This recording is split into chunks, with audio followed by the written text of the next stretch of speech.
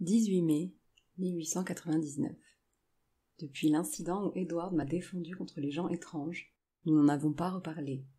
J'ai bien essayé d'aborder le sujet, de lui demander qui étaient ces gens, pourquoi leur langage était différent, mais il m'a dit que trouver le plus grand livre du monde était plus important. Bienvenue au Café des auteurs, le podcast pour les écrivains en herbe et créateurs perdus dans la jungle des conseils contradictoires. Je m'appelle Ingrid Lemaire, je suis coach littéraire chez j'écrisunroman.fr, formatrice et auteure. Ma mission avec ce podcast est de te détendre, de t'inspirer et surtout de te guider. Que tu souhaites écrire, trouver des lecteurs ou vivre de ta passion, je t'apporte des conseils concrets et bienveillants et des interventions de professionnels. Prépare ta boisson chaude favorite, c'est l'heure de souffler un peu. Hello collègues écrivains, et voilà, c'est le dernier épisode de notre saga de l'été, le plus grand livre du monde, que nous avons écrite avec ma communauté les explorateurs. Et comme d'habitude, le petit disclaimer, si tu n'as pas entendu les épisodes 1 à 3, commence par eux, sinon tu risques d'être un petit peu perdu pour celui-ci. Je te souhaite une très belle écoute. 18 mai 1899. Depuis l'incident où Edward m'a défendu contre les gens étranges, nous n'en avons pas reparlé. J'ai bien essayé d'aborder le sujet, de lui demander qui étaient ces gens, pourquoi leur langage était différent, mais il m'a dit que trouver le plus grand livre du monde était plus important. Il a sans doute raison, et je trépigne d'impatience, car nous arrivons demain à Mandalay. Mais une fois que j'aurai résolu le mystère, nous allons devoir nous expliquer, lui et moi. Le bateau accosta à Mandalay alors que le soleil était à son zénith. Jane, trépignant d'impatience, attendait sur le pont avec ses malles.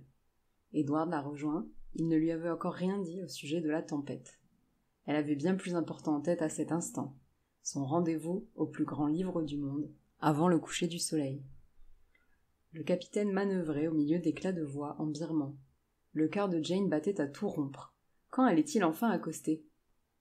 Elle se força à fermer les yeux et prit quelques respirations pour se calmer.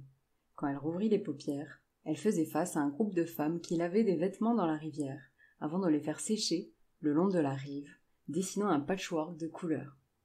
De nouveaux cris retentirent, le bateau était à quai.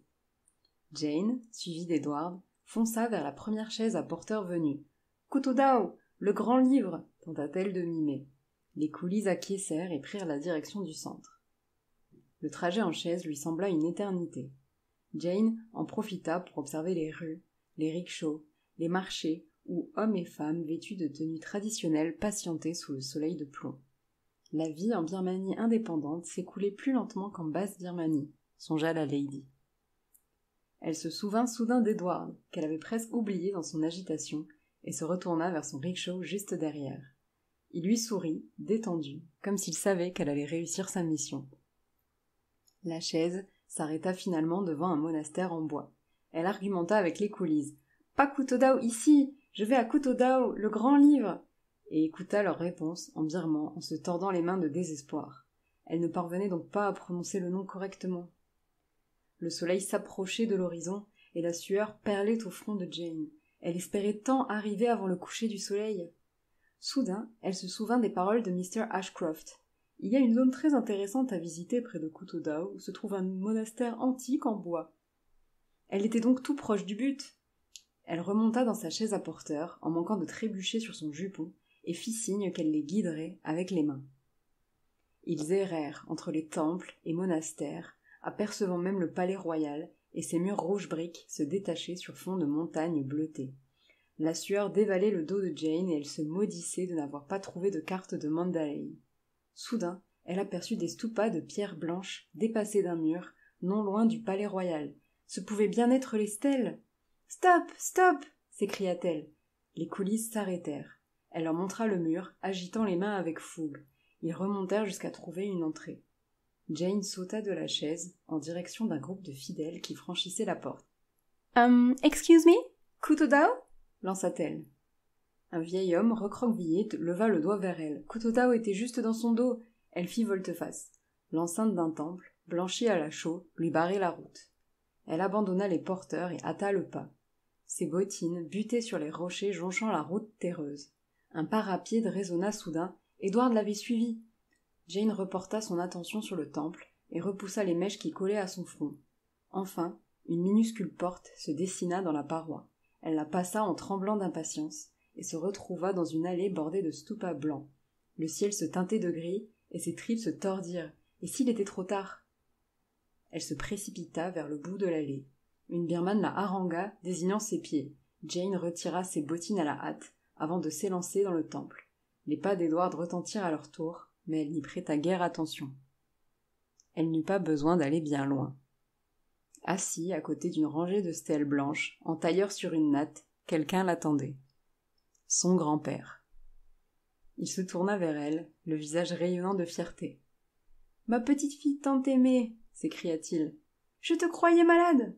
répondit Jane, en courant près de lui. « Je le suis. » Il lui fit signe de s'asseoir sur un muret, et elle s'exécuta, malgré sa robe. « Je n'ai jamais douté que tu suivrais ces étranges consignes. »« Mais pourquoi ?» Son grand-père s'éclaircit la gorge. « Je ne voulais pas que tu suives le destin que te traçait la société. Je te voyais si passionné par la cuisine, la musique, l'écriture, pas te marier trop jeune à un homme que tu n'aimais pas.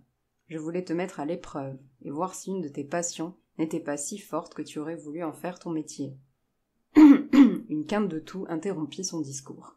« Que voudrais-tu faire de ta vie, Jane ?» La réponse était si évidente, si simple qu'elle fusa en même temps qu'un grand sourire. « Écrire !» Jane se jeta vers son grand-père pour l'étreindre.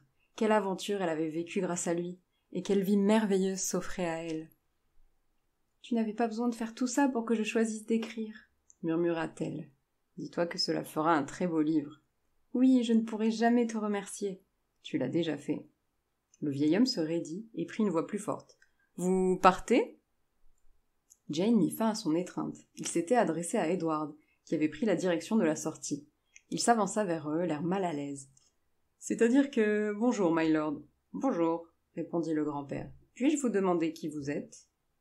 Jane écarquilla les yeux. Edward, si sûr de lui en toutes circonstances, paraissait complètement perdu.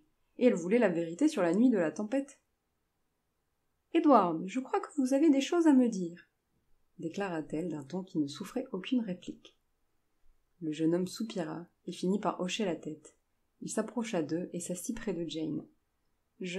« Avant tout, j'aimerais vous demander de ne pas m'interrompre, my lady, » fit-il en joignant les mains.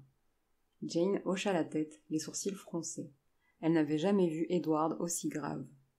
« Je devais vous empêcher d'arriver ici, de réussir votre voyage, et surtout d'écrire ce livre que vous venez d'évoquer. » Jane ouvrit la bouche, sous le choc. Comment était-ce possible? Mais Edward poursuivit. « Votre livre va rester dans les mémoires comme le récit d'une femme indépendante. Il inspirera des générations de femmes libres, puissantes, y compris les futures reines d'Angleterre. »« Mais... » coupa Jane, mais elle s'interrompit. Edward était-il complètement fou?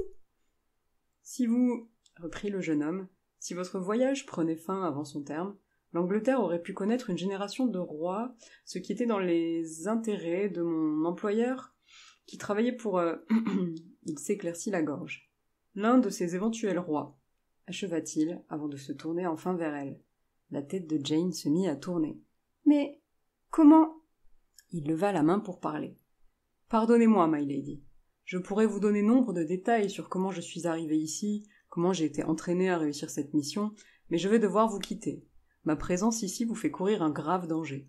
Je dois retourner d'où je suis venu, pour y remédier, et peut-être vous rejoindre. » Les mots fusèrent avant qu'elle n'ait pu s'en empêcher.